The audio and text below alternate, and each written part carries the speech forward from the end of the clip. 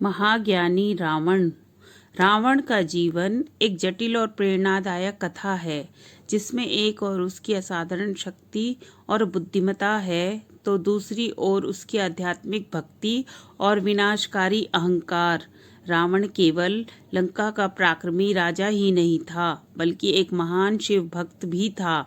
उसकी भक्ति और तपस्या की एक अद्भुत कहानी है जो उसकी आत्मा की गहराई और आध्यात्मिकता को दर्शाती है। रावण ने जीवन के प्रारंभिक वर्षों में कठोर तपस्या की। उसने भगवान ब्रह्मा को प्रसन्न करने के लिए कई वर्षों तक का घोर तप किया।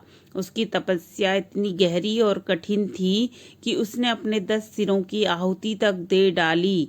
ब्रह्मा जी ने प्रसन्न होकर उसे अमरता का वरदान देने की बात कही, लेकिन रावण ने अमरता के बजाय अतुलनीय शक्ति और दीर्घायु का वरदान मांगा। इसी शक्ति के कारण वह लंका का सम्राट बना।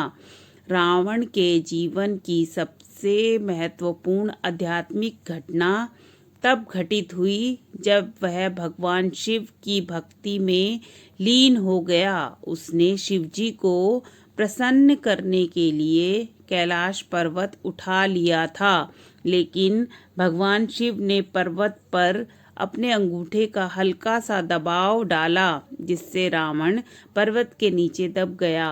रावण ने तत्काल शिवजी की स्तुति में शिव तांडव स्तोत्र की रचना की जो आज भी शिव भक्तों के बीच अत्यंत लोकप्रिय है। उसकी भक्ति और स्तुति से प्रसन्न होकर भगवान शिव ने उसे चंद्रहास नामक दिव्य तलवार दी और आशीर्वाद दिया। रावण की यह कथा हमें सिखाती है कि चाहे जितनी भी शक्ति और ज्ञान हो, अहंकार का त्याग अत्यंत महत्वपूर्ण है। रावण की भक्ति उसकी आध्यात्मिक गहराई को दर्शाती है।